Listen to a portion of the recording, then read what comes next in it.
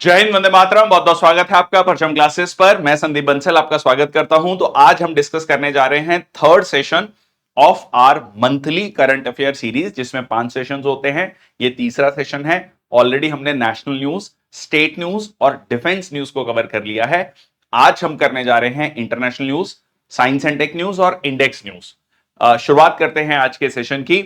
बहुत interesting session है, बहुत सारे फैक्चुअल न्यूज हैं, बहुत सारी कंसेप्चुअल न्यूज भी हैं। शुरुआत करते हैं। इसके अलावा आपको सब्सक्रिप्शन में मिल जाएगा all YouTube current affair PDFs 2024 की इंक्लूडेड, जिसमें जनवरी टू दिसंबर 2024 की सारी पीडीएफ्स रहेंगी। बेशक वो डेली पीडीएफ्स हों, डेली करंट अफेयर की पीडीएफ्स, वीकली, मंथली, 6 मंथ और ईयरली पीडीएफ जो है यहां पर आपको मिलेंगी। वैलिडिटी है 1 साल। इसके अलावा अगर हम बात करें तो हर महीने आपको क्वेश्चन आंसर्स भी मिलेंगे। जो करंट अफेयर्स हम डिस्कस कर रहे हैं, इसी के बेसिस पे करंट अफेयर्स के क्वेश्चंस मिलेंगे। 200 प्लस क्वेश्चंस, 12 ई बुक्स जो है आपको मिल जाएंगी। इसके अलावा अगर हम बात करें तो यहां पर monthly current affair PDF consolidated, PDF English, ये भी आपको मिलेगी। जैसा कि हमने अभी डिस्कस किया, करंट अफेयर रफ्तार annual subscription, current affair headlines, 4 e books हैं जिसमें मेन हेडलाइंस कवर की जाएंगी। तो ये टॉपिक्स है जैसा कि हम डिस्कस करते हैं, books and authors, appointment, important days, obituary, state news, national news, international news, ये सारी इस तरीके की आपकी हेडिंग्स रहेंगी जिसमें मेन हेडलाइंस हैं। इसके अलावा PDF bank, PDF of all the YouTube videos यहां पर ऐड की गई हैं। 2000 प्लस पीडीएफ हैं जो यूट्यूब पर आपके फ्री सेशंस होते हैं, उनकी पीडीएफ को ऐड किया गया है। वैलिडिटी है 1 साल के लिए। चलिए, सबसे पहले है थाईलैंड पार्लियामेंट ने इलेक्ट किया है 37 ईयर ओल्ड शनावात्रा, जो कि पॉलिटिकल फैमिली से आती हैं। इनके फादर भी जो है प्राइम मिनिस्टर रहे हैं। So as its youngest prime minister, ठीक है जी। So daughter of former PM Thaksin Shinawatra. So Paetongtarn, थोड़ा थोड़ा टंग ट्विस्टर है। शिनेवात्रा याद रख लो, ठीक है। आई थिंक वो थोड़ा आसान है। 37 ईयर ओल्ड हैं और काफी ज्यादा इसके बारे में चर्चा थी। तो ये जो है थाईलैंड की यंगेस्ट प्राइम मिनिस्टर बन गई हैं। कैपिटल इसकी बैंकॉक है। थाई बात इसकी करेंसी है। ये आप देख सकते हैं, थाईलैंड कैपिटल बैंकॉक। बहुत इंपॉर्टेंट देश है, आसियान का मेंबर है। ASEAN is association of south east Asian Nations और इंडिया के साथ बहुत अच्छे इसके रिलेशंस हैं।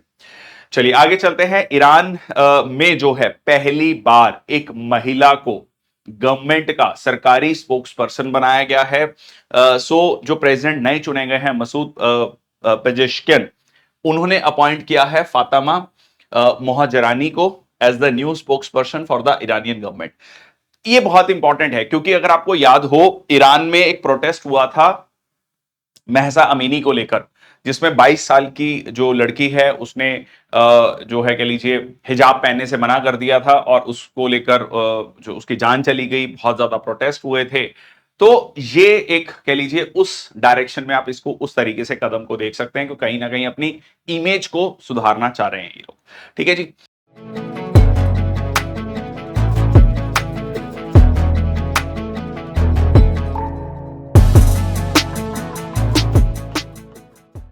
नेक्स्ट आपका Bangladesh president appoints Nobel laureate.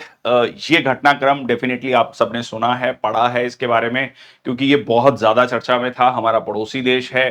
देखिए वहां पर जो है, थोड़ा सा एक बार इसका बैकग्राउंड देख लेते हैं। शेख हसीना वहां पर प्रधानमंत्री थी 5 अगस्त को।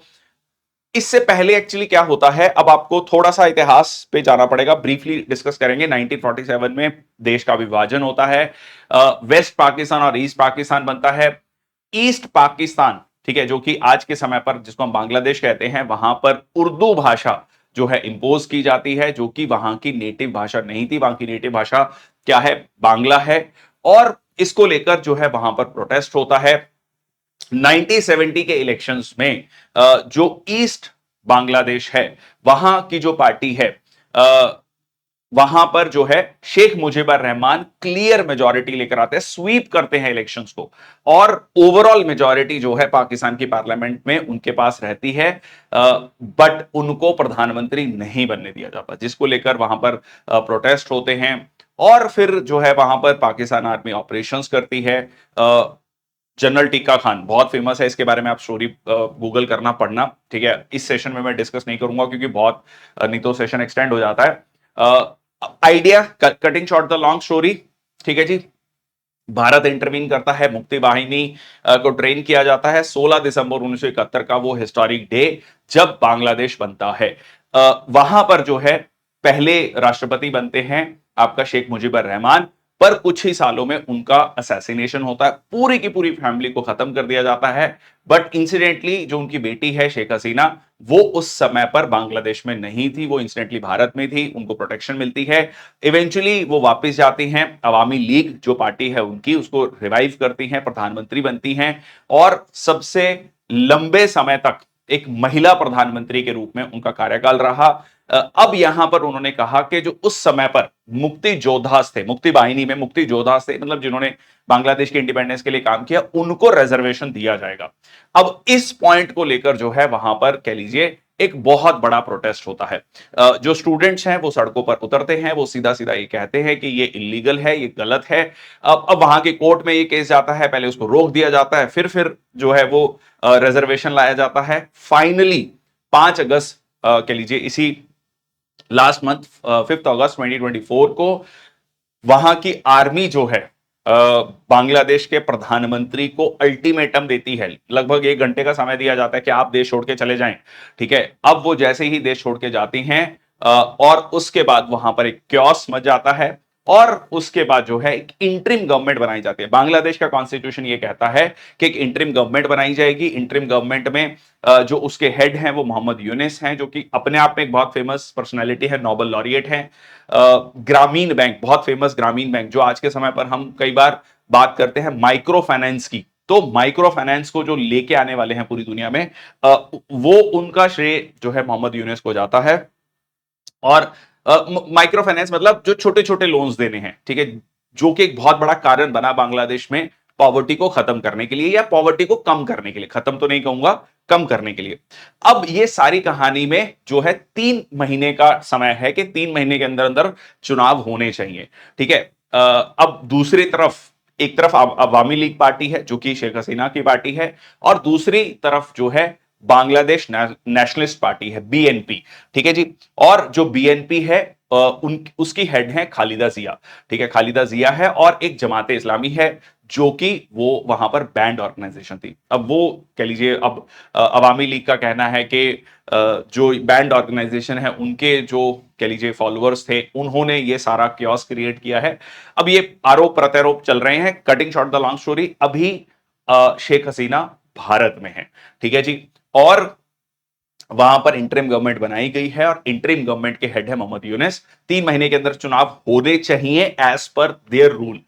अब वो होंगे या नहीं होंगे वो देखना होगा।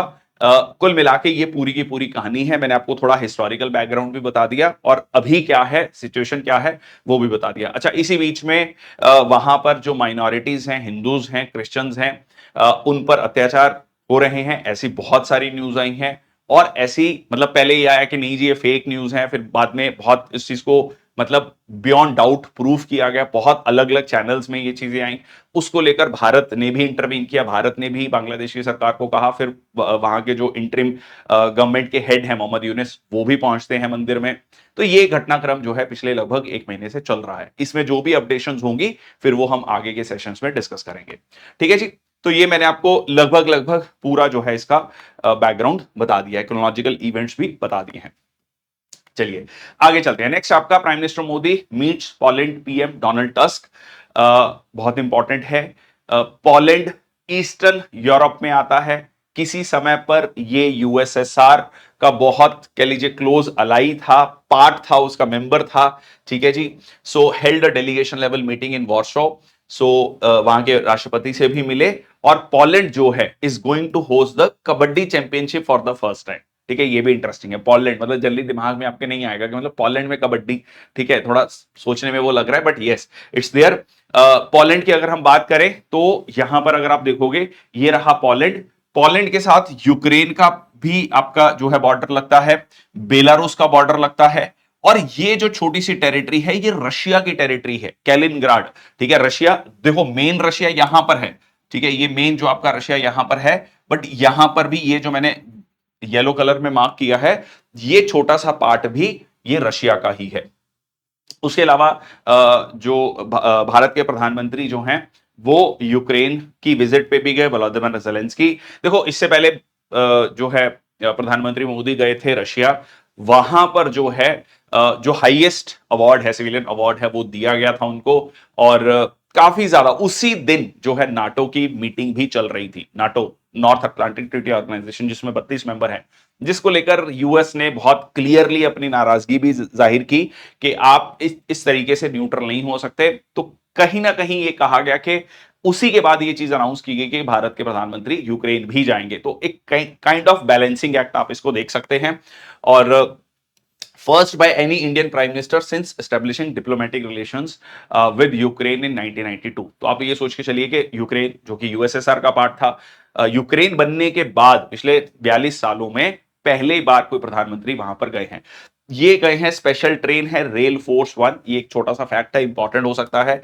गवर्नमेंट ओन्ड यूक्रेनियन रेलवेज, ठीक है जी, बहुत इंपॉर्टेंट। तो ये आपका क्रीमियन पेनिनसुला में जो है ये रेल चलती थी। क्रीमियन पेनिनसुला को 2014 में ऑलरेडी रशिया कब्जा कर चुका है। रशिया का कहना है कि यहां पर रशिया मूल के लोग हैं और वो रशिया के साथ रहना चाहते हैं, ठीक है। तो उन्होंने वहां पर काइंड ऑफ प्लेबिसाइट भी करवाया, जनमत संग्रह कराया, और वहां पे ओवरवेलमिंग मेजोरिटी ने रशिया के साथ जाने के लिए कहा, ऐसा रशिया का कहना है, जिसको कि यूक्रेन रिफ्यूट करता है, ठीक है। ये भी एक आपकी कहानी है। अच्छा, इसमें और क्या क्या चीज डिस्कस हुई?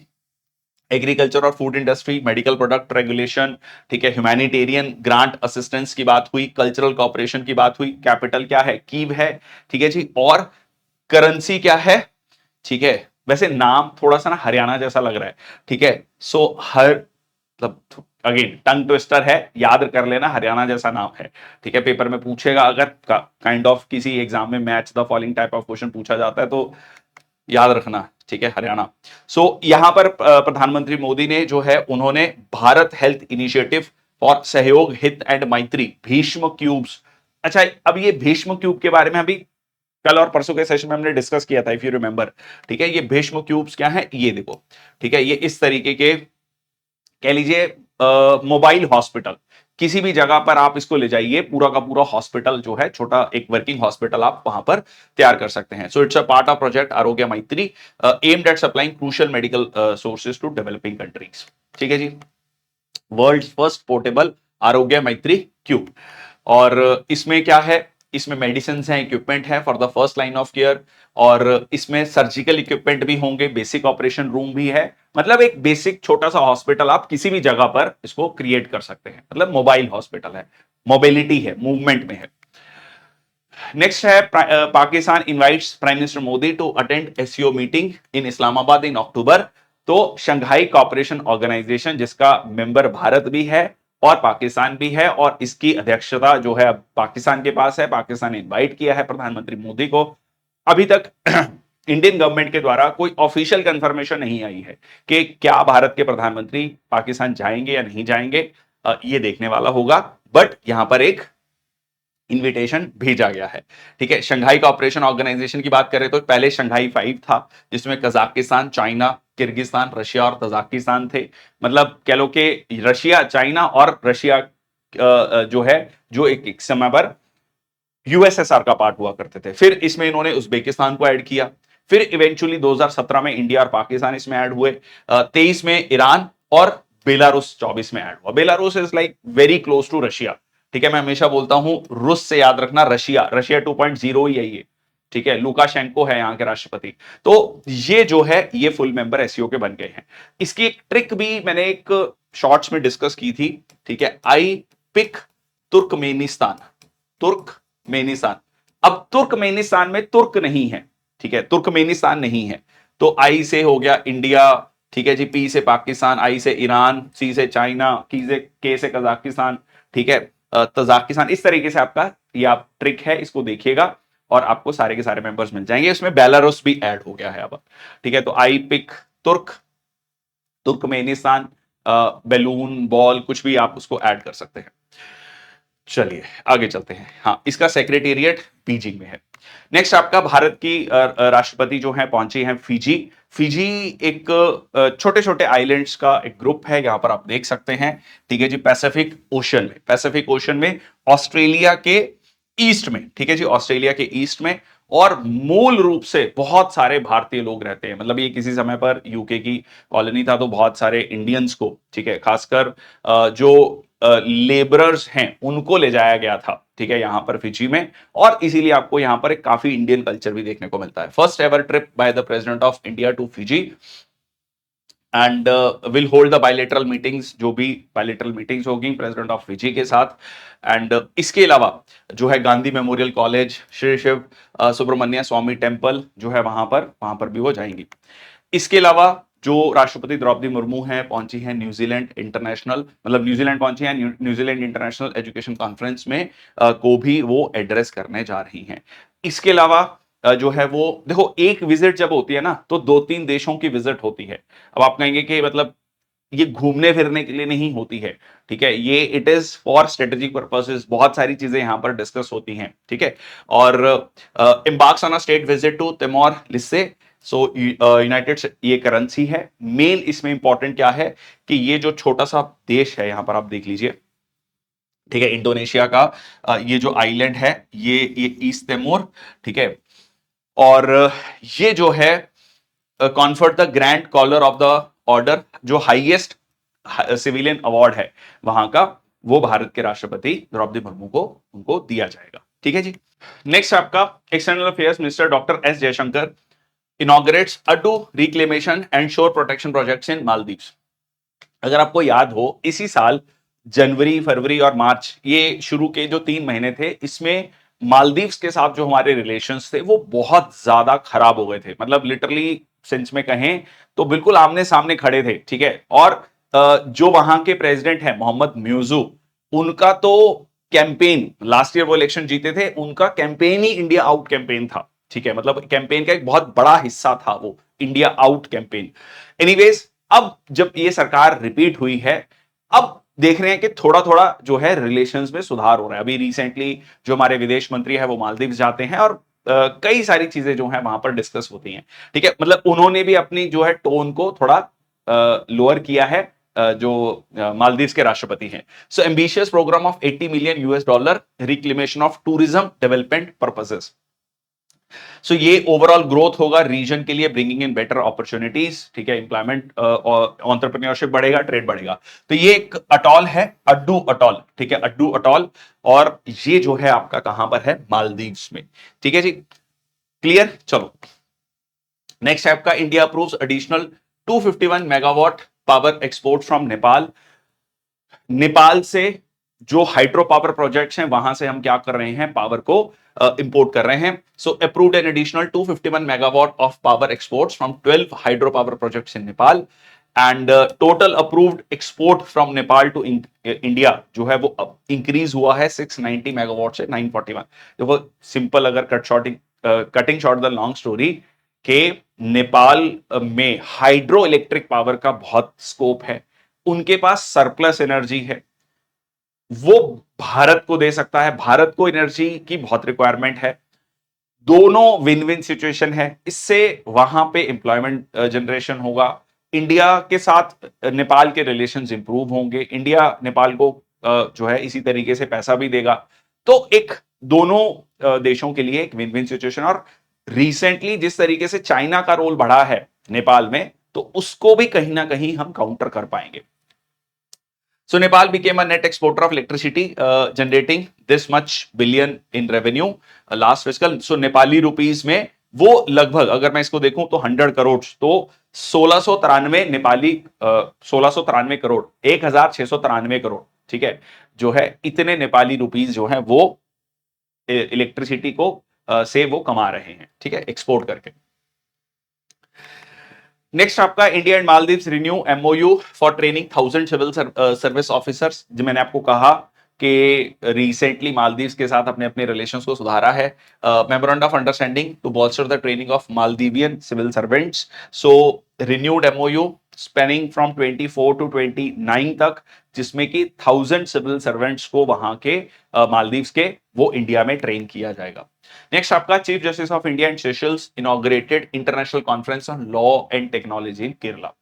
तो Seychelles is a group of islands Indian ocean में, again a very close partner. क्योंकि जब मालदीव के साथ हमारे रिलेशंस खराब हुए थे इस साल के शुरुआत में, जो मैं अभी आपको पहले भी बताया, तब एक देखा गया कि ऑल्टरनेटिव क्या है, कि मतलब मालदीव कहीं ना कहीं भारत के से हाथ से निकल रहा है, तो मॉरिशियस और सेशल्स ही बचते थे फिर, जो इंडियन ओशन में एक ग्रुप ऑफ आइलैंड्स है और जिसके साथ इंडिया के बहुत अच्छे रिलेशन है। So law and technology, sustainable transport, tourism and technological innovation, organised by Commonwealth legal education association, ये 3 दिन की कॉन्फ्रेंस हुई जिसमें chief justice of India DY Chandrachud भी प्रेजेंट रहे। कहां पर हुई है? केरल में, कोटायम में। आइडिया क्या है? बेस्ट प्रैक्टिसेस को शेयर करना और इनोवेटिव लीगल सॉल्यूशंस को डेवलप करना।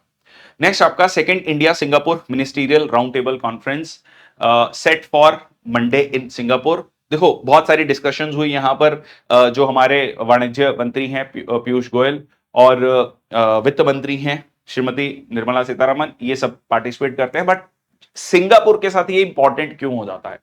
देखो सिंगापुर के साथ इंपॉर्टेंट इसलिए हो जाता है कि 2023-24 में Singapore was the largest source of foreign direct investment for India, largest source of foreign direct investment.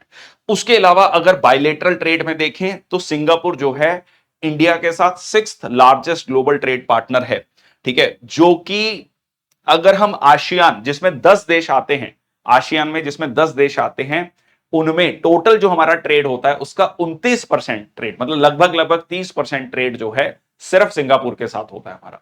तो आसियान में भी सिंगापुर हमारे लिए बहुत इंपॉर्टेंट है। और उसके अलावा बहुत सारा इंडियन डायस्पोरा वहां पर रहता है। डायस्पोरा मतलब जो भारतीय मूल के लोग हैं वो वहां पर रहते हैं। तो उस तरीके से, उस लिहाज से जो है आपका सिंगापुर इंपॉर्टेंट हो जाता है। नेक्स्ट आपका third India US defence acceleration ecosystem summit, ठीक है जी, ये आपका कैलिफोर्निया, ये जिसमें top defence leadership from 2 countries brainstorm करेंगे cross border defence innovation ecosystems को लेकर। और it is to be hosted by US India strategic and partnership forum along with the Stanford universities, ठीक है जी, ये आपका सितंबर में होने जा रहा है। Indus x was the launched in June 2023। Idea क्या है? इन्वेस्टमेंट अपॉर्चुनिटीज को बढ़ावा देना, ठीक है। इंडिया सीधा सीधा ही कह रहा है कि भाई आप डिफेंस जो है अगर आप हमें बेचना चाहते हैं तो इंडिया में आके अपना प्रोडक्शन हाउस खोलिए। तो कहीं ना कहीं हम जो आत्मनिर्भर भारत की बात कर रहे हैं उसके को लेकर भी है, इन्वेस्टमेंट्स को लेकर आना। नेक्स्ट आपका India Sri Lanka ferry service resumes between Nagapattinam and Kankesanthurai near Jaffna. So idea is के अगेन श्रीलंका भी रिसेंटली जो है चाइना के काफी क्लोज गया, उसको कहीं ना कहीं जो है दोबारा से हमारे रिलेशंस इंप्रूव करने की कोशिश। North province of Sri Lanka the ferry Sivagangai run by private operator. So यहां पर आप देख सकते हैं financial assistance of over 25 million Sri Lankan rupee per month for a period of 1 year to cover relevant charges and operational cost. Raj Kapoor's iconic classic film that is Awara to premiere in 4K at Toronto Film Festival 2024। तो ये एक interesting है, मतलब पुरानी movies को 4K मतलब एक बहुत हाई क्वालिटी में जो है आप देख सकेंगे। और ये कौन करने जा रहा है? ये नेशनल फिल्म डेवलपमेंट कॉर्पोरेशन करने जा रहा है and national film archives of India, ठीक है। और रिस्टोरेशन प्रोजेक्ट होगा नेशनल फिल्म हेरिटेज मिशन का, ठीक है, नेशनल फिल्म हेरिटेज मिशन का ये पार्ट होगा। और मकसद क्या है? मकसद ये है कि किस तरीके से प्रिजर्व किया जाए, कंजर्व किया जाए, डिजिटाइज किया जाए और रीस्टोर किया जाए rich cinematic heritage of the country को, ठीक है जी। और जो national film archive of India है ये नोडल ऑर्गेनाइजेशन है जो कि ministry of information and broadcasting के द्वारा बनाई गई थी 1964 में। बहुत इंपॉर्टेंट, ठीक है। सीधा सीधा क्वेश्चन बनता है कि कौन सी मूवी रिसेंटली जो है टोरंटो फिल्म फेस्टिवल में 4K में दिखाई गई थी? WHO has declared Dhulikhel municipality of in Nepal's first healthy city and second healthiest city in Asia। Interesting है ये। अब हेल्दी सिटी का मतलब क्या है और किस बेसिस पे ये दिया गया है? बेसिकली जो सिटीजन्स हैं, जो वहां के नागरिक हैं, उनका access to health, participation in health policy making, political commitment to health, nutrition, child health, innovative health practices, initiatives, इसको लेकर जो है जो धुलीखेल है वो नेपाल की पहली हेल्थ सिटी बन गई और एशिया की दूसरी। तो इस तरीके के टैग से क्या होगा? मतलब एक हेल्दी कंपटीशन क्रिएट होगा और क्या जी इन पॉलिसीज को हमें अपनाना है, हेल्दी सिटी के रूप में जाना जाए। 31 अगस्त हरी-मेड का मलेशिया का नेशनल डे होता है, ठीक है जी, celebrated independence day from British rule achieved in 1957। ठीक है, तो मलेशिया को इंडिपेंडेंस मिली 1957 में जाकर। ओके, नेक्स्ट आपका Sweden confirms first case of contagious mpox strain outside Africa. इसके बारे में हमने कल भी चर्चा की थी। अगर आपको याद हो, मैंने आपको बताया था कि एमपॉक्स, जिसको पहले मंकी पॉक्स बोला जाता था, अब मंकी पॉक्स से नाम बदलकर एमपॉक्स कर दिया गया है, और अफ्रीका में जनरली ये था, और इसको डब्ल्यूएचओ ने पब्लिक कंसर्न, ठीक है, पब्लिक हेल्थ इमरजेंसी भी डिक्लेयर किया है। बट अब ये स्वीडन में भी इसका केस देखने को मिला है, ठीक है। और ये मैंने आपको बताया था कि ये कॉन्टेक्ट से फैलता है, ठीक है। इवन अगर कोई व्यक्ति किसी के यूज टॉवल बेडशीट्स को यूज करेगा तो भी ये जो है फैलता है। लीशंस मतलब जैसे कहते हैं ना, छाले टाइप कह लीजिए, वो होते हैं बॉडी में, और पूरी बॉडी में धीरे धीरे वो फैलता है, ठीक है। ओके, सो जोनेटिक डिजीज है। जोनेटिक डिजीज का मतलब होता है जो कह लीजिए जानवरों से इंसानों में फैलता है। And first human case was founded in 1917 DRC, democratic Republic of Congo, जो कि सेंट्रल अफ्रीका में है। Okay, Sudan officially declares cholera outbreak, ठीक है। कॉलरा आउटब्रेक सूडान में देखने को मिल रहा है, एक्यूट डायरियल इन्फेक्शन, और यहां पर अभी तक 316 लोगों की जान जा चुकी है। और ये किस लिए होता है? पुअर सैनिटेशन की वजह से। Poor sanitation, crowding, war, famine like situation, या कह लीजिए साफ पानी ना पीने की वजह से, कंटेमिनेटेड वाटर को पीने से जो है जनरली ये कॉलरा फैलता है, और ये यहां पर सूडान ने डिक्लेयर किया है cholera outbreak. So rehydration therapy, antibiotics, zinc supplement जो है बच्चों को दिए जाते हैं इस केस में। खार्तूम कैपिटल है सुडानी। सुडान भी जो है कुछ समय पहले सुडान और साउथ सुडान में डिवाइड हो चुका है, मतलब साउथ सुडान एक नई कंट्री बन चुकी है। Sri Lanka India friendship arch inaugurated as part of plant for mother campaign, ठीक है जी। प्लांट फॉर मदर कैंपेन जो कि भारत के प्रधानमंत्री ने शुरू किया था, एक पेड़ मां के नाम, ठीक है जी। सो ये जो है यहां पर India friendship arc eight national sandalwood garden, कहां पर? श्रीलंका में। सो सीधा सीधा क्वेश्चन बन जाएगा आपका, इंडिया फ्रेंडशिप आर्क जो है ये कहां पर हुआ, किस देश के साथ हुआ, ठीक है जी। So that is with Sri Lanka. Germany's membership in UN command signals commitment to Indo Pacific.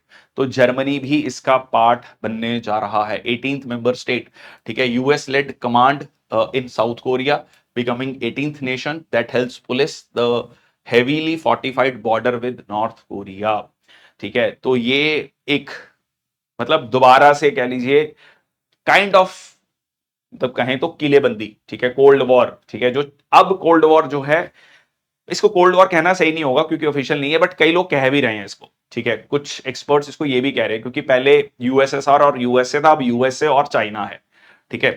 और नॉर्थ कोरिया जिसको पूरी तरीके से बैक करता है, फंड करता है चाइना, तो वो कहीं ना कहीं उसको टारगेट करने की कोशिश, committed to defend the South Korea in the event of war.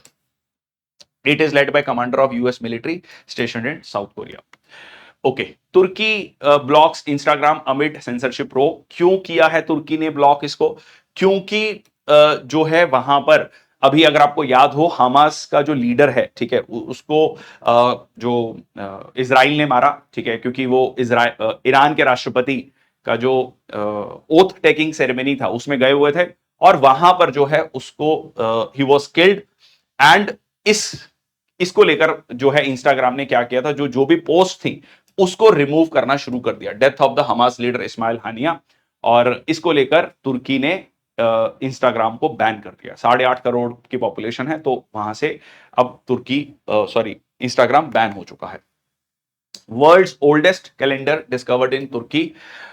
ये भी इंटरेस्टिंग न्यूज है। ओल्डेस्ट कैलेंडर फाइंड आउट किया गया है, 13,000 साल पुराना कहा जा रहा है इसको, और इसका नाम है Gobekli Tepe, often referred to as world's first temple, features a series of large stone pillars with ornate carvings। यहां पर ये आपको कह लीजिए ये कैलेंडर मिला है। और ये कैसे पता लगा कि ये कैलेंडर है? तो यहां पर आप देख सकते हैं, series of 5 shaped symbols each representing a single day, ठीक है। तो यहां पर कहा गया कि ये इससे ये पता लगता है कि ल्यूनर कैलेंडर को फॉलो करते थे, 365 days divided into 12 lunar months with additional 11 days. तो ये इंटरेस्टिंग है, सीधा सीधा क्वेश्चन बनता है। और ये गोबेकले टेपे, ठीक है, मंदिर वहां का। Recently Japan issued its first ever mega quake advisory on Nankai trough a subduction zone. देखिए जापानीज आइलैंड जहां पर हम बात करते हैं, तो जो पैसिफिक ओशियन प्लेट है, पैसिफिक ओशियन की जो प्लेट है वो आपकी यूरेशियन प्लेट में सबडक्ट हो रही है, और उसकी वजह से जापानीज आइलैंड्स बने हैं, जो आर्क ऑफ आइलैंड्स हैं। वहां पर जो है रिसेंटली जापान ने ये कहा है कि मेगा क्वेक एडवाइजरी, मतलब बड़ा अर्थक्वेक आ सकता है। Already 7.1 magnitude struck southern Japan on Thursday, prompting the Japan to issue this advisory.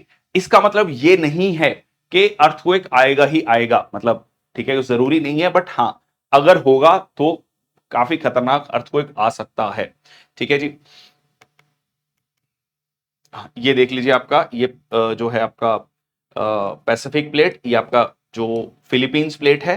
तो यहां पर ये जो आपके सेट ऑफ आइलैंड्स हैं that is the Japanese islands. ठीक है, इवन फिलीपींस आइलैंड भी, जो इसीलिए यहां पर आपको इतना ज्यादा अर्थक्वेक्स और वॉल्केनोस मिलते हैं। इसको क्या कहा जाता है? पैसिफिक रिंग ऑफ फायर कहा जाता है।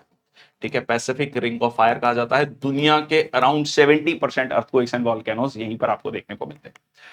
Okay, Japan on high alert as typhoon Shanshan approaches. तो ये भी है, एक तरफ नानकाई ट्रफ की हमने बात की, वहां पर अर्थक्वेक, और यहां पर जो है that is the typhoon. Typhoon is something different, so includes the capital Tokyo around the weekend. Typhoon जिसको हम इंडियन ओशन में क्या कहते हैं? साइक्लोन कहते हैं। ठीक है, so it's a tropical cyclone that forms in the north west और usually over the east Asia. अच्छा, अब ये इंपॉर्टेंट है कि एक लो प्रेशर एरिया डेवलप होता है, और लो प्रेशर एरिया डेवलप होके it is going towards the Japan. Volcano erupts after 7.2 magnitude earthquake hits Russia. तो यहां पर आप देख सकते हैं एक huge Shiveluch volcano in Russia erupted after 7 magnitude earthquake. ठीक है, eastern coast of the country. Again जो रशिया में एक इंपॉर्टेंट पेनिनसुला है कामाचटका पेनिनसुला। ठीक है, तो यहां पर आप देख सकते हैं शिवलुच, ठीक है, शिवलुक, ठीक है, depending upon the pronunciation. So Shiveluch which originates the name smoking mountain, ठीक है, in the northern most active volcano of Kamchatka Krai Russia. ठीक है, तो ये कामाचटका पेनिनसुला है, वहां पर जो है ये वोल्केनो इरप्ट हुआ है।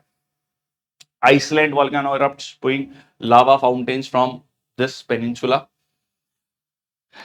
देखो आइसलैंड की अगर हम बात करें तो आइसलैंड में इतना रेगुलर अर्थक्वेक्स और वॉल्केनोस, खासकर वॉल्केनोस आ रहे हैं। इट इज लिटरली रिसेंटली ये न्यूज है कि ऑन आर्ली बेसिस पे अर्थक्वेक्स आ रहे हैं, बिकॉज ये जो है आपका मिड सॉरी, ठीक है, ये आपका यहां पर मिड अटलांटिक रिज है, ये यहां पर आपका लाई करता है, और रेगुलर अर्थक्वेक्स यहां पर आ रहे हैं। ठीक है, तो ये अब रिसेंटली दोबारा से यहां पर आपको अर्थक्वेक और वोल्केनो देखने को मिला है, came to life after being dormant for 800 years.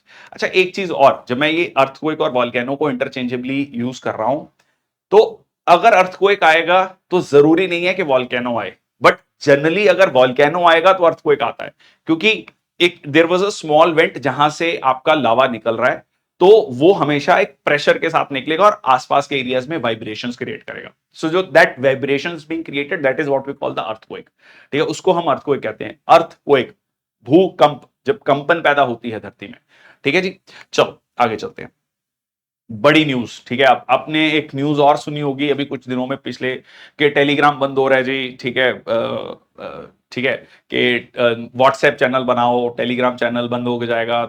बहुत सारी इस तरीके की न्यूज चल रही थी, क्योंकि टेलीग्राम के जो सीईओ फाउंडर हैं, ही इज अ रशियन। ठीक है, नाम है पेवेल डुरोव, और ये फ्रांस गए हुए थे, और फ्रांस ने इनको अरेस्ट कर लिया है। ठीक है जी, फ्रांस ने अरेस्ट कर लिया, और ये कहा जा रहा है कि इसको 20 साल तक की सजा हो सकती है। So Russian born arrested over allegation that his platform is being used for illicit activities, जैसे कि drug trafficking, distribution of child sexual abuse, refusal to communicate, और कहीं ना कहीं ये इंफॉर्मेशन कम्युनिकेट नहीं कर रहे हैं अथॉरिटीज के साथ, money laundering, providing cryptographic services to criminals. तो ये एक कहीं ना कहीं एक तरीके से एक ऐसा प्लेटफॉर्म बन गया है जहां पर बहुत सारी इलीगल एक्टिविटीज हो रही हैं, और उसकी इंफॉर्मेशन जब अथॉरिटीज उनसे पूछ रही हैं तो वो शेयर भी नहीं कर रहे हैं। तो इसको लेकर जो है काफी ज्यादा चर्चा है। अब देखो दो चीजें हैं, ये 2013 में लॉन्च किया गया था, ठीक है, by Durov and his brother Nikola. और फ्रांस में बहुत ज्यादा यूज किया जाता है, यूक्रेन में, रशिया में यूज किया जाता है। इंडिया में आप देखेंगे बहुत बड़े स्तर पर टेलीग्राम यूज किया जाता है। बट इसके साथ साथ ना एक और व्यू पॉइंट आ रहा है, एक और व्यू पॉइंट क्या आ रहा है कि सीधा सीधा जो रशिया या रशिया से रिलेटेड बिजनेसेस हैं उनको भी टारगेट करने की कोशिश की जा रही है। ये एक ऑल्टरनेटिव व्यू पॉइंट है, ठीक है, मैं ये नहीं कह रहा हूं कि ऐसा हो रहा है, बट एक व्यू पॉइंट है। जब आप बहुत सारे आर्टिकल्स पढ़ेंगे तो ये भी पॉइंट उसमें आ रहा है। नेक्स्ट आपका India commits $85 million to WHO global traditional medicine centre, जो कि भारत में बन रहा है। कहां पर? वर्ल्ड का पहला, जामनगर गुजरात में। The idea is very clear कि जो हमारा ट्रेडिशनल मेडिसिन सिस्टम है, आयुष जिसकी हम बात करते हैं, उसको एक बढ़ावा देना, एक ऑल्टरनेटिव मेडिसिन सिस्टम के रूप में डेवलप करना। By an investment of $250 million from India, aim to harness the potential of traditional medicine from across the world through modern science and technology, और लोगों की हेल्थ को इंप्रूव करना। ठीक है जी, तो यहां पर ग्लोबल ट्रेडिशनल मेडिसिन सेंटर में इंडिया ने पैसे कमिट किए हैं। 90 foot tall bronze statue of Lord Hanuman becomes a landmark in Texas, जिसको नाम दिया गया है स्टैच्यू ऑफ यूनियन। ठीक है, स्टैच्यू ऑफ यूनियन। तो ये टेक्सास का सबसे ऊंचा कह लीजिए टॉलेस्ट स्टैच्यू है, 90 फुट टॉल हनुमान, ठीक है जी, लॉर्ड हनुमान स्टैच्यू। और ये जो है was the vision of Shri Chinna Jeeyar Swami ji, Padma Bhushan awardee हैं और रिनोन्ड वैदिक स्कॉलर हैं, ठीक है, उनके द्वारा ये बनवाया गया है। नेक्स्ट आपका fossil suggest even smaller hobbits named an roamed in Indonesian island 7 lakh years ago. ठीक है जी, अब इसका नाम जो दिया गया है वो इंटरेस्टिंगली, एक मूवी अगर आपने देखी हो हॉलीवुड की, लॉर्ड ऑफ द रिंग्स, ठीक है, तो उसमें जो है हॉबिट्स, हॉबिट पॉसिबल, मतलब उसमें छोटे छोटे मतलब कह लीजिए इंसान दिखाए हैं और उनके कैरेक्टर्स पे ये नाम रखा गया और ये कहा गया है कि ये इस समय पर, ठीक है, date back to this the new fossils were excavated at a site called Mata Menge 45 miles from the first hobbit remains were uncovered. और ये अपने जो अर्लियर रिलेटिव्स हैं उनसे भी छोटे हैं, ठीक है, तो ये एक इंटरेस्टिंग है, जो कि लगभग 3.5 फीट के रहे होंगे, earning them the nickname habits. ठीक है, तो ये एक इंटरेस्टिंग है कि उसके फॉसिल्स भी मिले हैं। चलिए आगे चलते हैं। नेक्स्ट आपका साइंस एंड टेक, ठीक है जी, science and tech. ISRO launches earth observation satellite, ठीक है जी, अर्थ ऑब्जर्वेशन सैटेलाइट जिसका नाम है EOS-08। So EOS is earth observation satellite, ठीक है जी, नाम क्लियर है, अर्थ को ऑब्जर्व करना। ठीक, क्या ऑब्जर्व कर रहा है ये भी देख लेते हैं, ठीक है। To operate circular, operate in a low earth orbit, LEO में, ऑल्टीट्यूड 475 किलोमीटर, और ये इंक्लिनेशन दिया है। इसमें लियो क्या है ये आपको थोड़ा आइडिया होना चाहिए, लो अर्थ ऑर्बिट, जियोसिंक्रोनस ऑर्बिट क्या है, ये सारी चीजें इंपॉर्टेंट हैं। सो ये अपने आप में observation in the IR range, noble GNSS R payload, इसको चेक करेगा वेदर को, ठीक है, बाकी जो भी अर्थ की इमेजिंग है वो चीज करता है अर्थ observation satellite. Chandrayaan 3 rover findings suggest layered crust formation on moon. So alpha particle X-ray spectrometer जो कि चंद्रयान 3 रोवर में था, उसने एनालाइज करके बताया है कि जो टॉप सॉइल कॉम्पोजिशन है मून के सदर्न लैटिट्यूड में, बहुत इंपॉर्टेंट, सो एविडेंस सजेस्ट करता है कि once covered by molten magma in its early history, तो ये किसी समय पर मोल्टन मैग्मा रहा होगा। और soil composition in this unexplored region is a mix to type of rocks, one from the magma जिसको हम धरती पर इग्नियस रॉक्स कहते हैं, अग्निय चट्टाने कहते हैं, और other from the deep lunar layers. ठीक है जी, तो ये एक ऑब्जर्वेशन दी गई है चंद्रयान 3 लास्ट ईयर मून के साउथ पोल पे पहुंचने वाला पहला कह लीजिए ऐसा प्रोजेक्ट, वो इंडिया के द्वारा भेजा गया था। Okay, between a large asteroid and earth around 4.2 to 4.3 billion years ago. ठीक है जी, ओके। चंद्रयान 1 की बात करें तो 2008 में पर्पस ये था orbiting and mapping the moon, mission complete हुआ, contact loss after the 312 days. फिर 2019 में भेजा गया, ठीक है जी, जो पार्शली सक्सेसफुल रहा। बहुत सारे लोग कहते हैं जी फेल हो गया, जी नहीं, फेल नहीं हुआ था, पार्शली सक्सेसफुल। क्यों बोल रहा हूं, देखो समझो, दो चीजें होती हैं, ठीक है, जब हमने एक है आपका ऑर्बिटर जो चक्कर लगाएगा, और एक उसमें से निकलकर लैंड करता है, एक्चुअली में सरफेस पे लैंड करता है। तो वो क्या थी, जो है वो लैंड किया तो हार्ड लैंडिंग वो नहीं हो पाया, ठीक है, बट वो ऑर्बिटर घूमता रहा, ठीक है, ऑर्बिटर घूमता रहा, तो वो वहां से आपको इमेजेस मिलती रही, ठीक है। So landing near the lunar south pole, deploying a rover, status orbiter operational, lander failed. Chandrayaan 3 ने वो वाला पेट जो पार्ट जो फेल हुआ था वो भी सक्सेसफुल हो गया, लैंडिंग भी सक्सेसफुल रही। ओके, नेक्स्ट आपका crew members from Axiom 4 mission on International Space Station. यहां पर दो इंडियन एयरफोर्स के ऑफिसर्स, ठीक है, group captain Shubhanshu Shukla and group captain Prasanth Balakrishnan Nair, उनको भेजा गया है। उसमें जो मेन कह लीजिए एस्ट्रोनॉट होंगे वो होंगे ग्रुप कैप्टन शुभांशु शुक्ला, और जो ग्रुप कैप्टन पीबी नायर हैं वो जो है एक मतलब कह लीजिए रिजर्व में है वो, ठीक है। एक्सियम 4 मिशन है क्या, ये हमने पहले भी पढ़ा था, ठीक है। अगर किसी को ध्यान में है तो प्लीज इस वीडियो को पॉज करके थोड़ा रिकॉल करना इंपॉर्टेंट है, क्योंकि एग्जाम में सीधा सीधा क्वेश्चन बनता है। Okay, Axiom 4 mission to the International Space Station, तो will be the main mission pilot. और fourth Axiom 4 mission is the fourth private astronaut mission aiming for the ISS. अब ये आईएसएस क्या है, इंटरनेशनल स्पेस स्टेशन, जो कि 5 space agencies ने मिलकर बनाया था, NASA, Roscosmos that is Russia, JAXA Japan की, Canadian Space Agency and European Space Agency, ठीक है। तो ये इन सब ने मिलकर बनाया था, और ये चौथा प्राइवेट एस्ट्रोनॉट मिशन है, और इंडिया का पहला एस्ट्रोनॉट जाएगा, ये बहुत बड़ी बात होगी, ठीक है। So broader partnership between ISRO and NASA which was planned during the prime minister Narendra Modi's visit to US.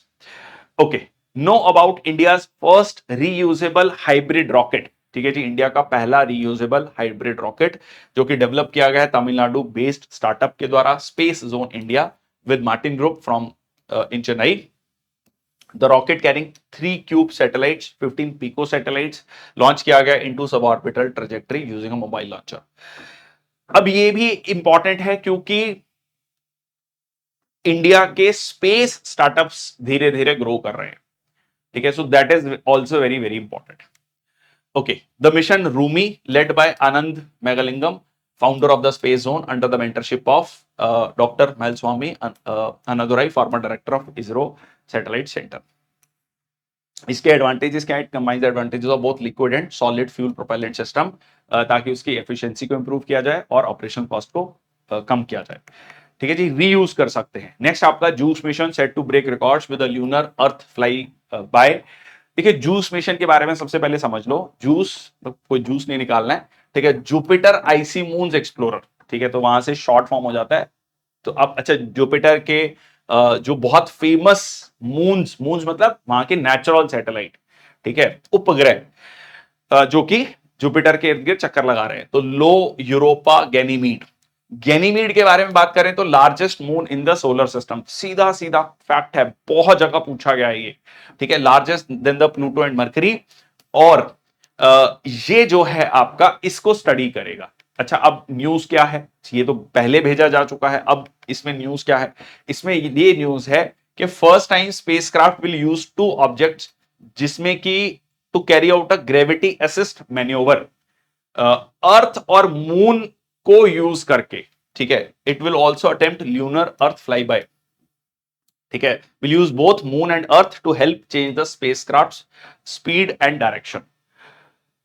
थोड़ा टेक्निकल है, I no.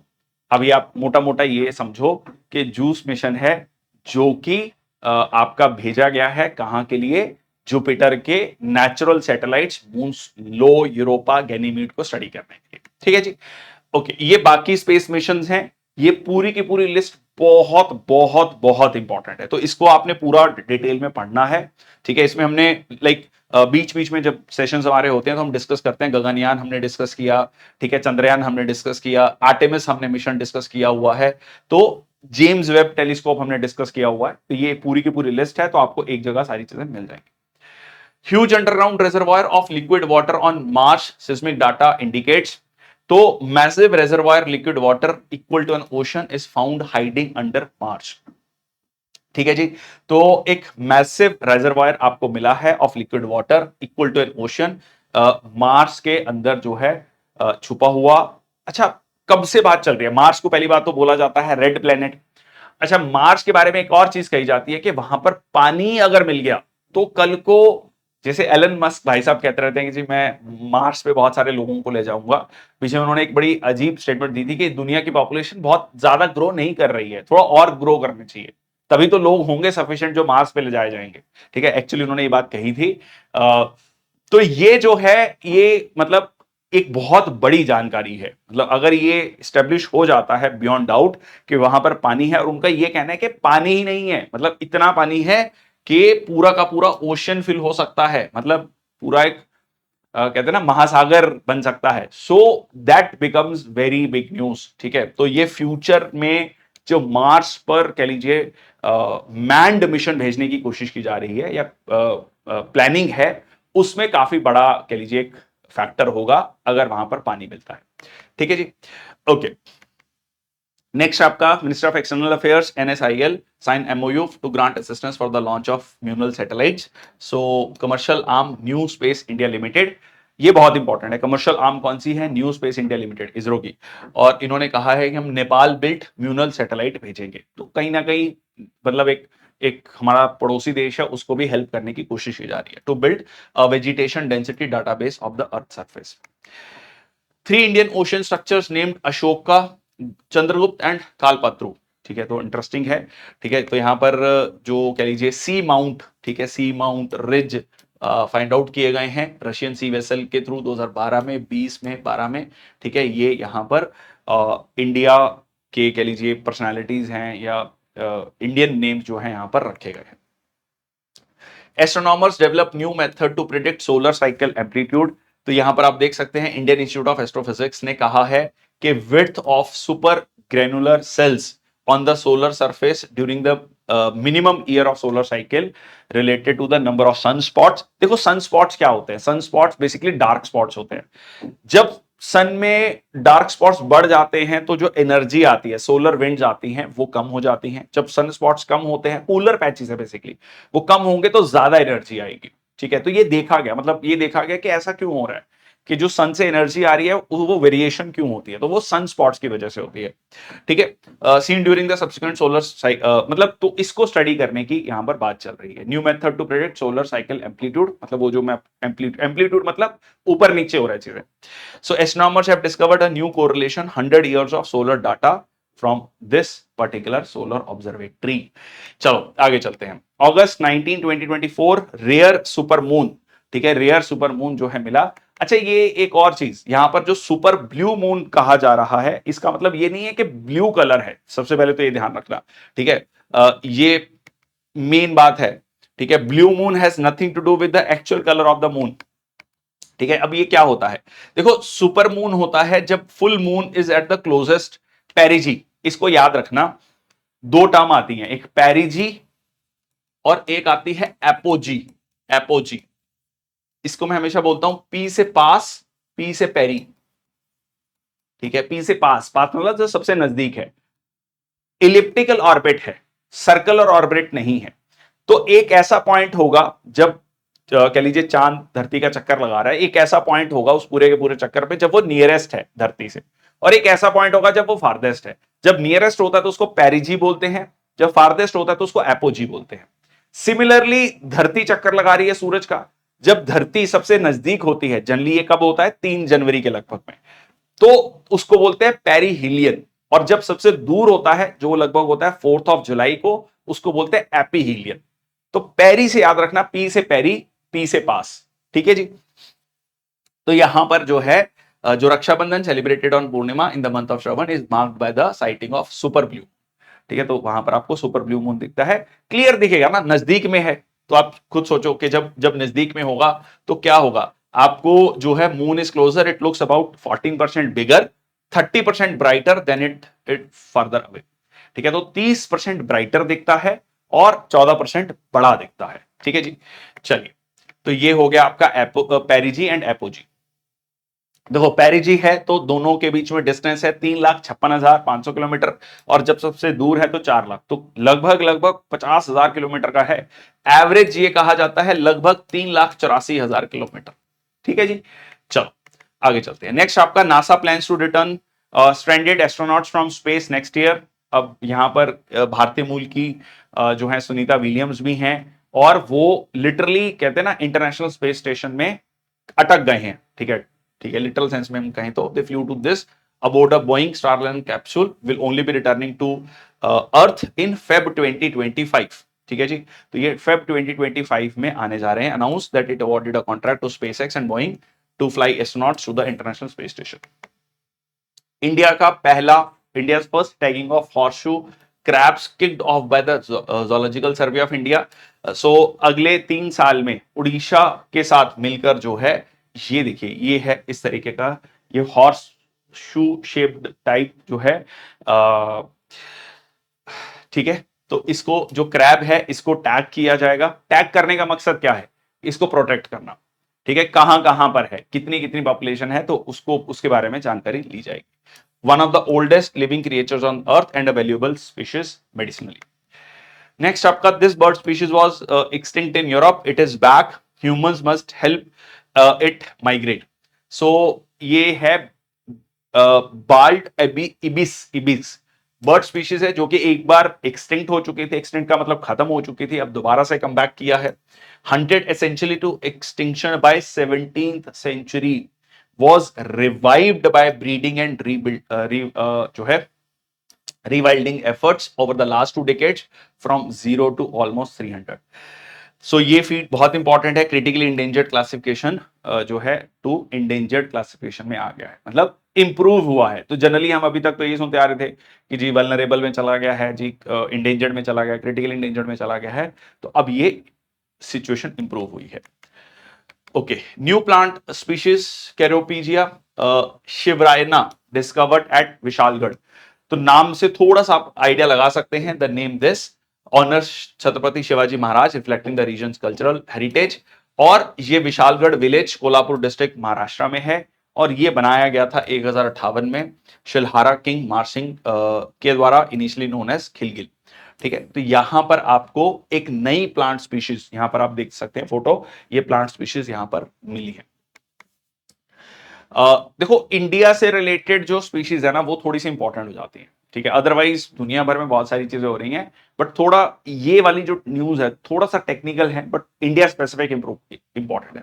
Nil Kurinji becomes a threatened species officially.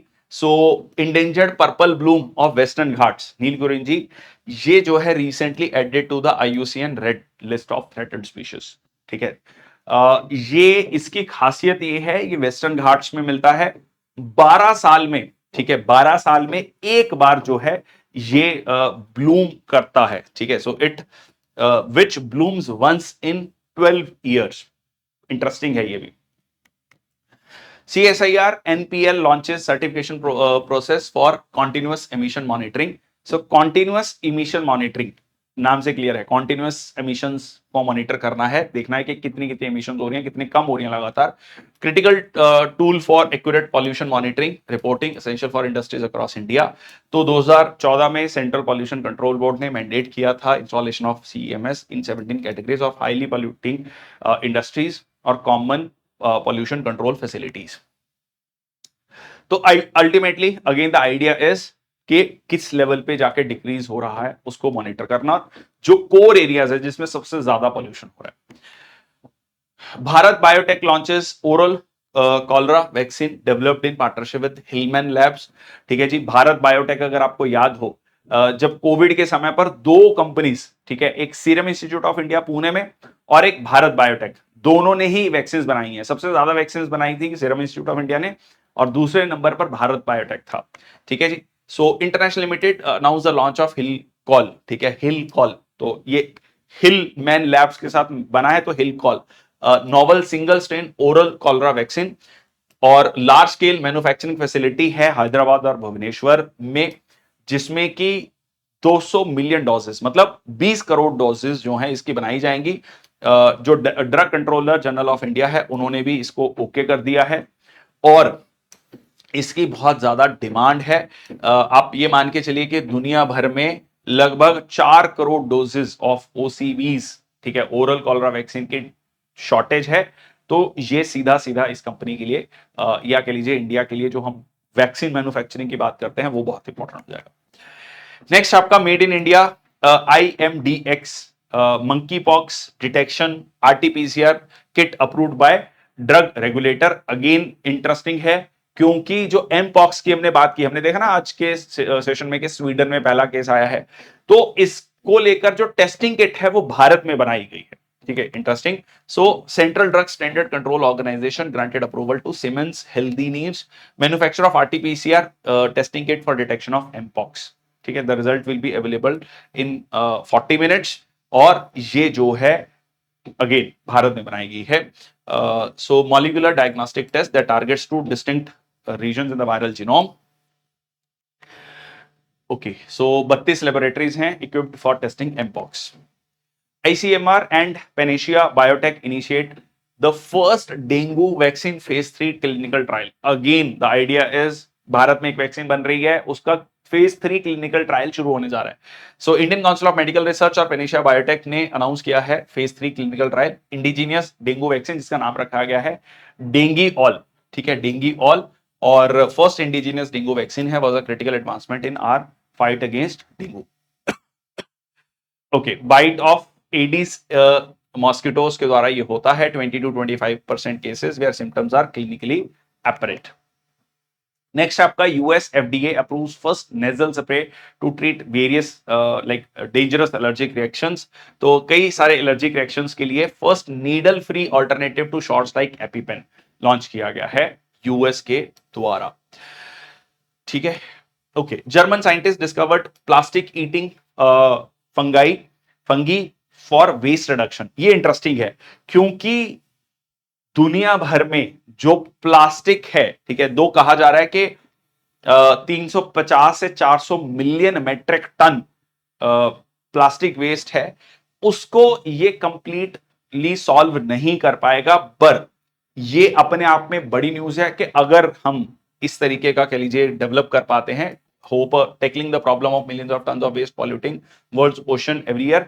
So microfungi है जो कि डिग्रेड कर सकता है सिंथेटिक पॉलीमर्स को, showing potential for use in controlled environment like sewage treatment plants. तो ये फ्यूचर के लिए काफी बड़ी टेक्नोलॉजी हो सकती है, जर्मन साइंटिस्ट के द्वारा ये डेवलप किया गया है। नेक्स्ट आपका अल्प काराकुश किर्गिस्तान में मिला है, तो किर्गिस्कस, ठीक है, किर्गिस्तान इन सेंट्रल एशिया में लगभग 16 करोड़ साल पहले, 16.5 करोड़ साल पहले न्यू स्पीशीज थी, ठीक है, डायनासोर्स की, और ये रिसेंटली डिस्कवर की गई है। ठीक है, तो कुछ इस तरीके की स्पीशीज आपको दिख रही होगी। पंजाब एग्रीकल्चर यूनिवर्सिटी ने कहा है कि 20% रिडक्शन हुआ है गेहूं की खेती में because of the use of nano urea. बड़ी न्यूज है क्योंकि बड़े स्तर पर भारत सरकार के द्वारा नैनो यूरिया को लॉन्च किया गया था। अब ये रिपोर्ट ये कह रही है कि अराउंड 15 to 20% गेहूं की उपज जो है कम हुई है। अब इसमें नैनो यूरिया क्यों लॉन्च किया गया था? आइडिया वॉज वेरी क्लियर कि हम जो इंपोर्ट है फर्टिलाइजर्स का उसको कम करना चाहते हैं, हम अपनी डिपेंडेंसी को कम करना चाहते हैं। बट इसका एक कह लो इंपैक्ट ये आया है कि इसमें जो व्हीट की प्रोडक्शन है वो कम हुई है।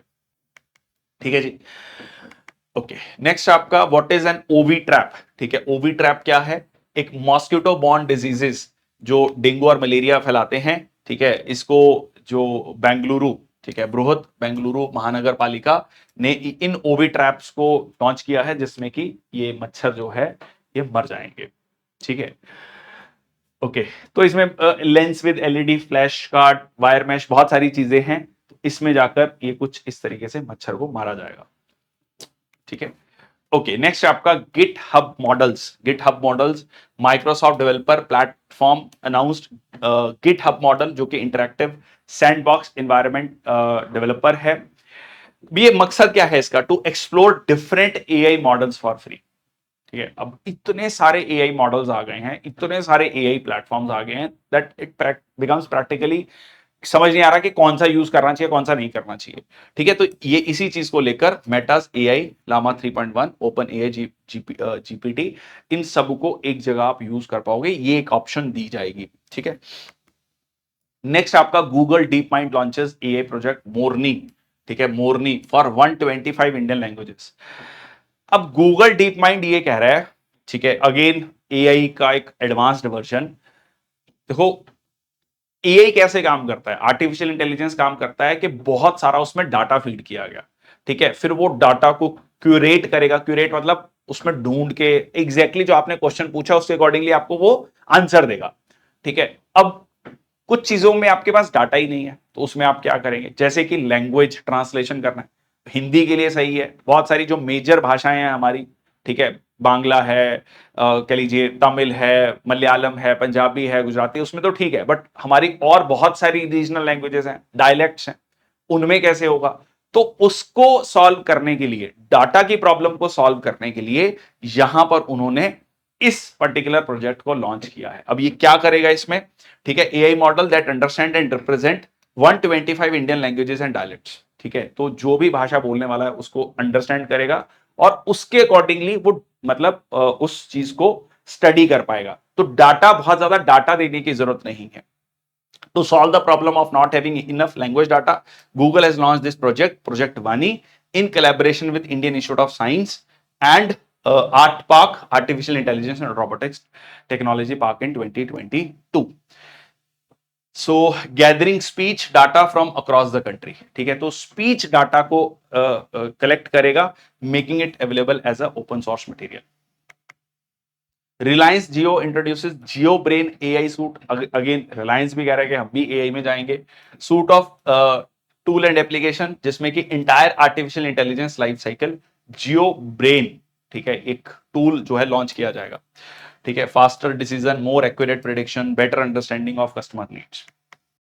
नेक्स्ट आपका इंडिसेस, फर्स्ट है आपका women and men in India 2023। सो एक publication, release of publication women and men in India, ये आपका दिया गया है Ministry of Statistics and Programme Implementation के द्वारा, 25th issue of its publication women and men in India 2023। और इसमें प्रोजेक्ट किया गया है कि 2036 तक हमारी पॉपुलेशन, मतलब अगले 12 सालों में हमारी पॉपुलेशन जो है 152 करोड़ होगी, ठीक है, 152 करोड़ होगी।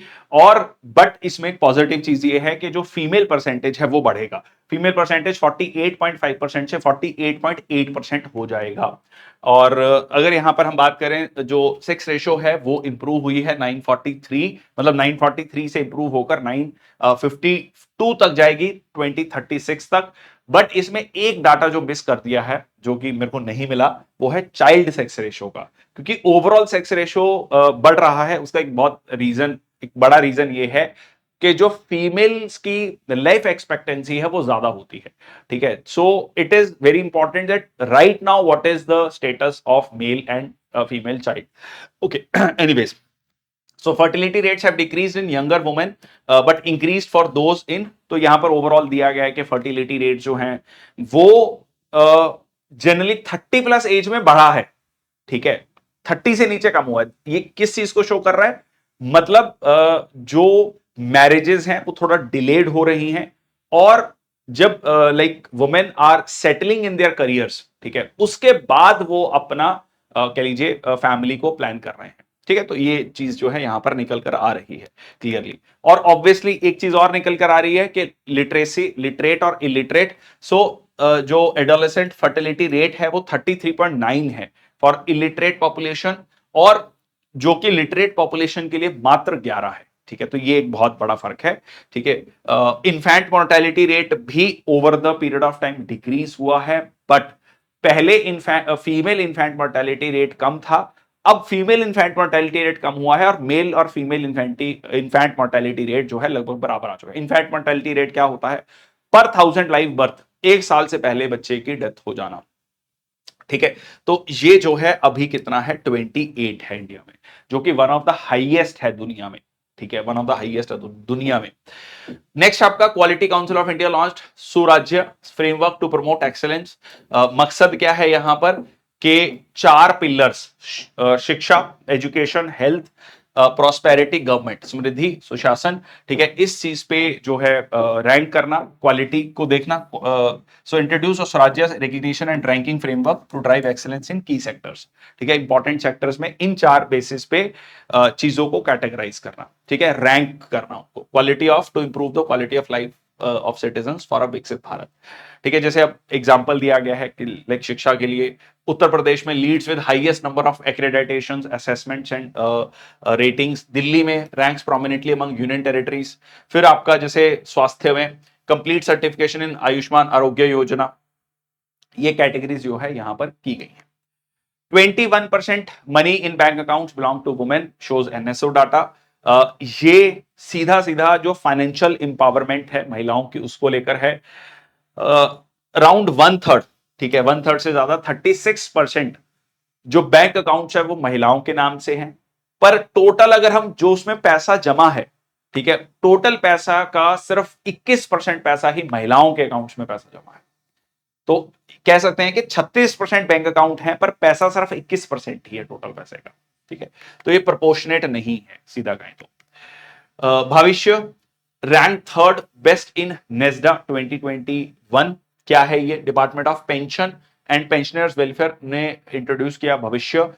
सेंट्रलाइज्ड पेंशन प्रोसेसिंग सॉफ्टवेयर है ताकि डिलेस को टैकल किया जा सके, क्लरिकल एरर्स को टैकल किया जा सके। ठीक है, reduce financial loss and harassment for the pensioners, streamline pension processing across central government ministries and departments. Okay, next आपका Karnataka leads nation with 5765 public EV charging stations.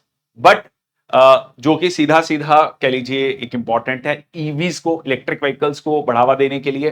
But इसमें अगर आप देखोगे इस नंबर में, ठीक है, कि इंटरेस्टिंग चीज ये है कि 85% जो ये स्टेशंस हैं ये बेंगलुरु में ही है। पूरे कर्नाटका के 85% जो इलेक्ट्रिक व्हीकल चार्जिंग स्टेशन है वो बेंगलुरु में ही है। इसके अलावा बाकी राज्यों का, महाराष्ट्र का, उत्तर प्रदेश का एक डाटा दिया है ब्यूरो ऑफ एनर्जी एफिशिएंसी, बहुत इंपॉर्टेंट है, जो कि ये डाटा उन्होंने दिया है। अगर आप अपने घरों में जितने भी इलेक्ट्रिकल अप्लायंसेज हैं उनमें आप देखोगे स्टार रेटिंग दी होती है। ठीक है, 1 to 5 स्टार रेटिंग। ठीक है, 5 स्टार है, 4 स्टार है, 3 स्टार है, तो वो ब्यूरो ऑफ एनर्जी एफिशिएंसी देता है। ठीक है, बहुत इंपॉर्टेंट।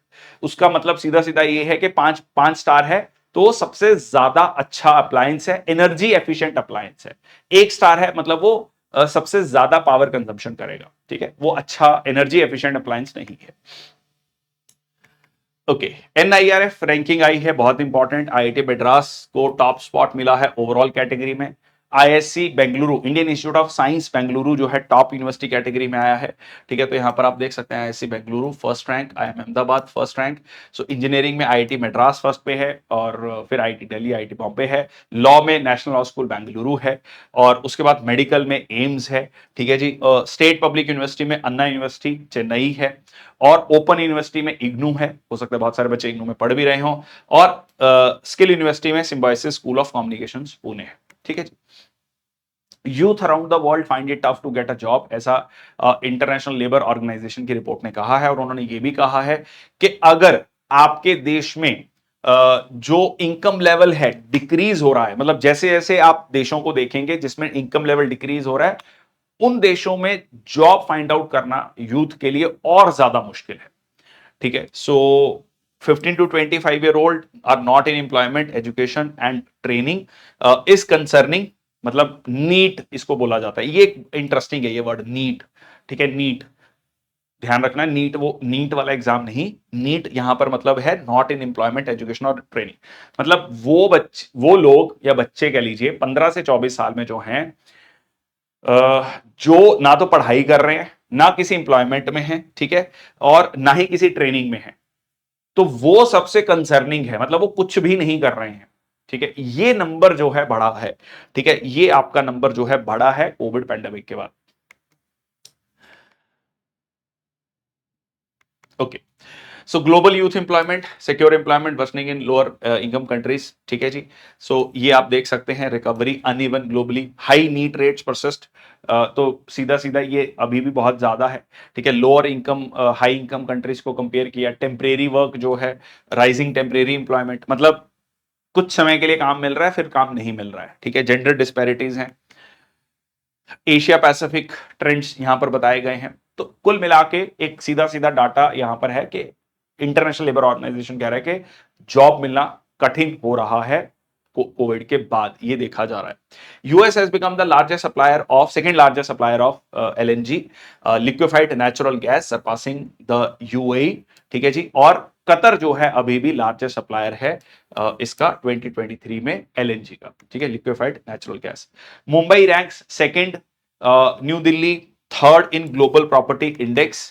तो यहां पर 44 cities globally in annual price rise of prime residential properties during June quarter.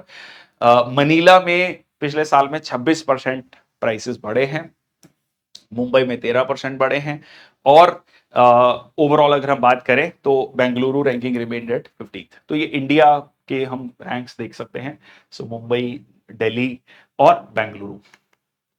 Next आपका India retains 8th position in global agricultural exports 2023। ये एक बड़ा इंटरेस्टिंग डाटा है, ये डाटा आपको बड़ा चौंकाने वाला है, क्योंकि देखो हमेशा से हम कहते हैं ना भारत खेती प्रधान देश है, खेती प्रधान देश है बिल्कुल है वो, क्योंकि हमारी बहुत बड़ी पॉपुलेशन जो है एग्रीकल्चर एंड अलाइड एक्टिविटीज से जुड़ी हुई है। बट अगर आप यूरोप के बारे में सोचते हैं तो आपको यूरोप की इमेज आती है कि बहुत इंडस्ट्रियलाइज्ड नेशन है, मतलब एग्रीकल्चर तो वहां पर बहुत कम लोग करते हैं, और वो भी सच भी है। बट अभी आप नंबर्स देखेंगे, you will be surprised. Let me show you the number. तो ये है, देखो इंडिया का जो एग्रीकल्चरल एक्सपोर्ट है वो थोड़ा कम हुआ है। ठीक है, 2023 में वो $51 बिलियन, 2022 में $55 बिलियन। तो अभी भी बट हम 8वीं पोजीशन पे हैं, मतलब 8वां सबसे ज्यादा एक्सपोर्ट हम करते हैं। अब आप थोड़ा देखेंगे कि यूरोपियन यूनियन जो कि 27 देशों का समूह है, बट कह लीजिए एरिया वाइज अगर हम देखें तो बहुत बड़ा नहीं है यूरोप, उसका जो एग्रीकल्चरल एक्सपोर्ट है $836 बिलियन। इंडिया का कितना है? $51 बिलियन। ठीक है, जिसमें हम कह रहे हैं कि जो हम खेती प्रधान देश हैं, और ये जो कि खेती प्रधान देश नहीं है, ठीक है, वहां पर $836 बिलियन है। ठीक है, सो इंडिया से कितने गुना ज्यादा है वो आप कैलकुलेट कर लीजिए। सो फोर्थ लार्जेस्ट, सो यूएस दूसरे नंबर पे है, ब्राजील तीसरे नंबर पे है, चाइना चौथे नंबर पे है। तो ये एग्रीकल्चर सेक्टर में भी बहुत अच्छा कर रहे हैं। ठीक है, सो ये समझने वाली बात है। नए भारत की ऊर्जा प्रगति, गैस उत्पादन में अभूतपूर्व वृद्धि, तो ये आप देख सकते हैं 23-24 में, 26 में, 2026 में एक्सपेक्टेड कितना है। तो ये आपका लगातार जो ये प्रोडक्शन है वो बढ़ती जा रही है। Gas production in India 28.7 BCM, जो कि बिलियन क्यूबिक मीटर्स, जो बढ़ के 36 हो चुकी है, और अगले 2 साल में कहा जा रहा है कि 45.3 हो जाएगी। ठीक है, तो एक अपने आप में कह लीजिए जो सेल्फ रिलायंस की हम बात करते हैं वो एक टारगेट हम अचीव कर पाएंगे। नेक्स्ट आपका रिलायंस इंडस्ट्रीज अभी भी 86 पोजीशन पे है 2024 फॉर्च्यून 500 ग्लोबल लिस्ट में। इसमें इंडिया की अच्छा सबसे ज्यादा कौन सी है? वॉलमार्ट यूएस, मतलब सबसे बड़ी कंपनी वॉलमार्ट। फिर आपका अमेजन है, state grid China, Saudi Aramco बहुत इंपॉर्टेंट, ठीक है, सऊदी अरेबिया की, और सिनोपेक चाइना। और इंडिया की अगर हम बात करें तो Reliance, LIC, Indian oil corporation, state bank of India, ONGC, BPCL, Tata Motors, HDFC, ठीक है, राजेश एक्सपोर्ट्स। तो ये आपके हो गए Indian companies on the 2024 Fortune Global 500 list. हुनूट इंडिया रिच इंडिया लिस्ट, तो यहां पर एशिया को, मुंबई जो है एशिया के बिलियनर कैपिटल हो गया। ये बिलियनर कैपिटल का मतलब क्या है कि पहले सबसे ज्यादा बिलियनर्स बीजिंग में हुआ करते थे, बीजिंग चाइना की कैपिटल, अब उसको सरपास कर दिया है मुंबई ने। ठीक है, सो India financial capital Mumbai has become the billionaire capital of Asia, more billionaires individuals than China's capital city of Beijing. और जो अडानी ग्रुप के चेयरपर्सन है गौतम अडानी, वो जो है उन्होंने मुकेश अंबानी को पीछे कर दिया है, वो इंडिया के सबसे रिचेस्ट पर्सन हो गए हैं। ठीक है जी, नंबर ऑफ बिलियनर्स की बात करें तो यूएस में, सो इंडिया में आप देख सकते हैं नंबर ऑफ बिलियनर्स। ठीक है, वर्ल्ड बैंक की एक रिपोर्ट आई है बिजनेस रेडी। ठीक है, वर्ल्ड बैंक की रिपोर्ट आई है, so new flagship report benchmarking the business environment and investment climate in the most economies world wide. तो किस तरीके का वहां पर रेगुलेटरी फ्रेमवर्क है, पब्लिक सर्विसेज हैं, ठीक है जी, एफिशिएंसी है रेगुलेटरी फ्रेमवर्क में, उसको लेकर जो है एक रिपोर्ट लाई गई है। First be ready report will be launched on October 3, 2024। तो पहली ये रिपोर्ट आएगी, मतलब सीधा सीधा ये कंट्रीज को रैंक करेगा कि वो कंट्री कितना बिजनेस रेडी है। ठीक है जी। नेक्स्ट आपका Roshni Nadar Malhotra, chairperson of HCL Technologies, जो कि इंडिया की कहा जाता है कि India most influential women leading a family owned business according to 2024 Barclays Private Clients Hurun India most valuable family business report. उसमें जो है इनको India most influential women leader declare किया गया। Amul tops global food brand ranking 2024, world's strongest food brand Amul, India का brand, ठीक है, ये भी इंटरेस्टिंग है। 91 आउट ऑफ 100 कह लीजिए AAA+ रेटिंग है। नेस्ले जो है वो मोस्ट वैल्यूएबल ब्रांड है।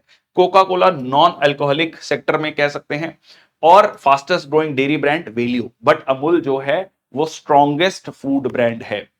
नेक्स्ट आपका चैट जीपीटी ने 20 करोड़ वीकली यूजर्स को अचीव कर लिया है। एआई प्लेटफॉर्म है, आप में से बहुत सारे लोग यूज भी कर रहे होंगे चैट जीपीटी को।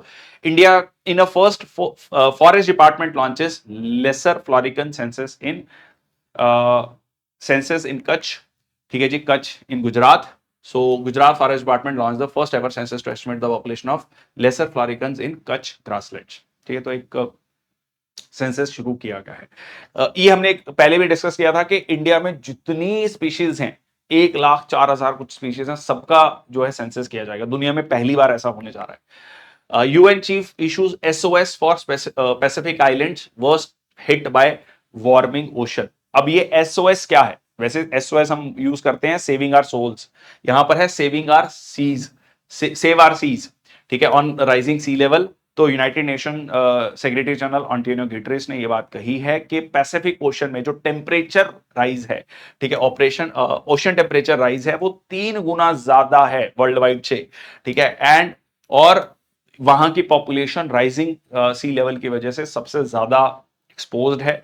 एक एग्जांपल देता हूं आपको, एक छोटा सा आइलैंड है टुवालू आइलैंड, ठीक है, टुवालू आइलैंड पैसिफिक ओशन में। वो कहा जा रहा है कि अगले कुछ सालों में, ठीक है, कुछ सालों में 30-40 सालों में, छोटा सा कंट्री है वो पूरा का पूरा डूब जाएगा वो आइलैंड, ठीक है। बहुत ज्यादा पॉपुलेशन नहीं है, 12-15 हजार पॉपुलेशन होगी वहां की, बट वो पूरा का पूरा डूब जाएगा। तो ये भी इंटरेस्टिंग है कि मतलब वो लोग कह रहे हैं कि आप लोगों के लिए ग्लोबल वार्मिंग है, हमारे लिए वो एग्जिस्टेंशियल थ्रेट है, सीधा सीधा मतलब, ठीक है। ओके, नेक्स्ट आपका Pacific islands can expect additional sea level rise. तो ये पूरा का पूरा उसमें डाटा दिया गया है। लॉस एंड डैमेज फंड के थ्रू जो है उनको कंपनसेट करने के लिए बात की गई है, लॉस एंड डैमेज फंड, ठीक है, to help poor nations cope with the costly climate disasters, approved at last year UN climate summit. Hotter Kalahari desert में स्टॉप हॉर्नबिल्स ब्रीडिंग बाय 2027। ये भी इंटरेस्टिंग है। यहां पर आप देखिए, ये अफ्रीका का मैप है, सदर्न अफ्रीका में यहां पर कालाहारी डेजर्ट है, यहां पर नामीब डेजर्ट है, नामीबिया में नामीब डेजर्ट, और एक है कालाहारी डेजर्ट।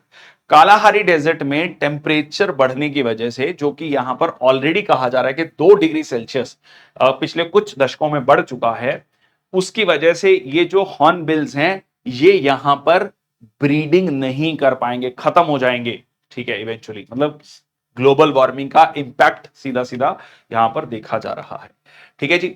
तो ये है आज का सेशन, बहुत बहुत धन्यवाद, थैंक यू सो मच।